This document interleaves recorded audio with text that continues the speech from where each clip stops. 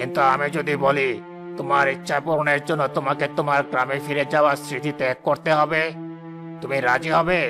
তুমি তাদের বাঁচাবে, কিন্তু তারা কারা তা কোনোদিনও মনে করতে পারবে না। এ কেমন পরীক্ষা! এ তো মৃত্যুর চেয়েও কঠিন। আমার গ্রাম যদি বেঁচে থাকে, আমার মানুষগুলো যদি সুখে থাকে, তাহলে আমার স্মৃতির কোনো প্রয়োজন নেই। আমি কে তা ভুলে গেলেও চলবে, কিন্তু আমার গ্রাম যেন ভালো থাকে। আমি রাজি। আর তুমি বালক, তুমি যদি ধন সম্পদ চাও, তবে তোমাকে তোমার সাহসের স্মৃতি ত্যাগ করতে হবে। তুমি ধনী হবে, কিন্তু সারা জীবন একজন ভীতু হয়ে বেঁচে থাকবে। না, আমি সম্পদ চাই না।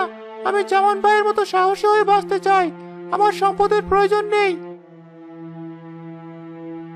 আর তুমি প্রবীণ, তুমি যদি তোমার পরিবারের কাছে শান্তিতে ফিরে যেতে চাও, তবে তোমাকে তোমার সমস্ত জ্ঞানের স্মৃতি ত্যাগ করতে হবে।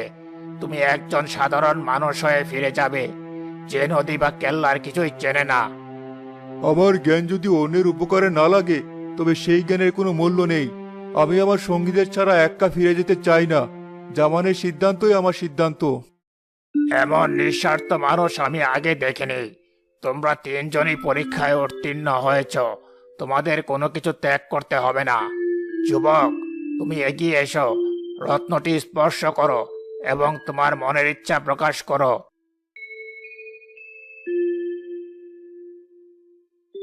আমি আমার জন্য কিছু চাই না। আমার গ্রামকে তার পুনর্রূপে ফিরিয়ে দিন। তার নদী জলে ভরে দিন। তার মাঠ ফসলে ভরিয়ে দিন।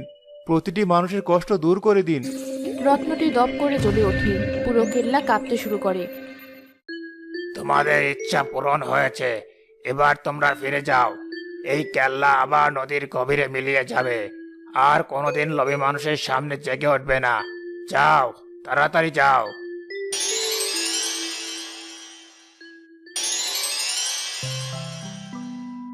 আমরা আমরা কি সত্যি ফিরে এসেছি? হ্যাঁ কামাল চাচা, ওই দেখুন, ভোরের আলো ফুটছে। আর নদীর দিকে তাকান, নদী তো জলে টাইটম্বুর।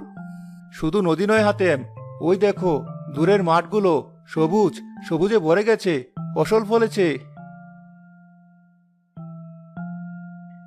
আরে, এ তো জামান, কামাল মাঝি আর হাতেম, ওরা ফিরে এসেছে।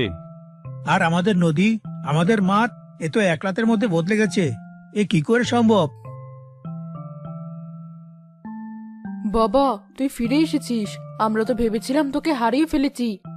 আমি ঠিক আছি মা, সবাই এখন ঠিক থাকবে। আমাদের কষ্ট শেষ হয়েছে। আমার ফরিদ কোথায় জামান?